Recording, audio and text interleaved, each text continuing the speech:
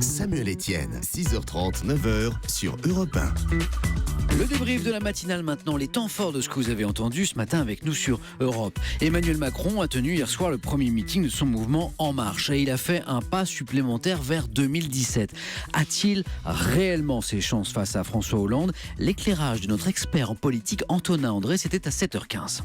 Le jour où Emmanuel Macron sort du gouvernement, il endosse le costume du traître et de la déloyauté. Qui l'a nommé secrétaire général adjoint de l'Élysée? François Hollande. Qui l'a nommé ministre? Lui, parfait inconnu et vierge en politique, François Hollande. Le jour où Emmanuel Macron quitte le gouvernement, son surnom, et pour longtemps, sera Brutus, le fils adoptif qui poignarde son père. C'est un rôle ingrat et bien lourd à porter pour se faire élire par la majorité des Français. Aujourd'hui, c'est le départ pour le grand week-end du 14 juillet. Christophe Ramon, directeur des études et de recherche à la prévention routière, était mon invité dans Europe 1 vous répond. C'était à 6h45 et il nous a livré ses conseils pour prendre la route sereinement. Beaucoup de gens vont partir après leur journée de travail, donc on va être fatigué. Et là, il faut absolument se relayer au volant. Malheureusement, les conducteurs le font pas assez. La règle, c'est pas plus de 2 heures au volant, c'est ça? Pas plus de 2 heures au volant, ça ménage des pauses correctes, au minimum un quart d'heure, voire une demi-heure, pour s'aérer, marcher un petit peu, se réhydrater. Et puis aussi, on s'arrête au moindre signe de somnolence. Si on sent qu'on n'arrive plus à se concentrer, qu'on oublie les panneaux, il faut absolument s'arrêter à la première heure de repos.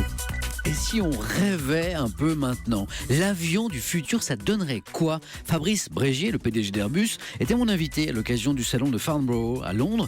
Il nous a dépeint l'avion du futur de demain, selon lui. C'est à 7h45 dans l'interview Vérité d'Europe 1. Je verrais bien des ailes volantes avec beaucoup plus de capacité, une consommation extrêmement faible, des motorisations hybrides, voire tout électriques. Est-ce qu'on pourrait, vous voyez, voir l'horizon avec un angle un peu plus ouvert dans les avions?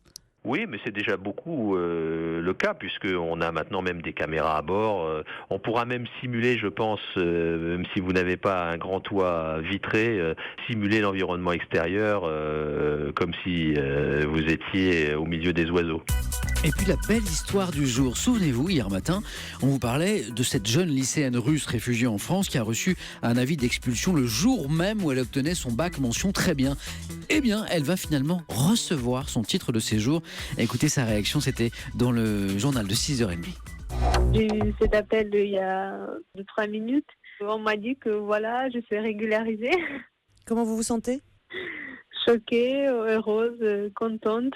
Et je ne crois toujours pas. Moi et mes parents, on a eu peur de devoir quitter le pays, de devoir partir à nouveau dans cette erreur en Russie. Et je pourrais continuer mes études et petit à petit, ça va s'arranger. C'était le débrief de la matinale.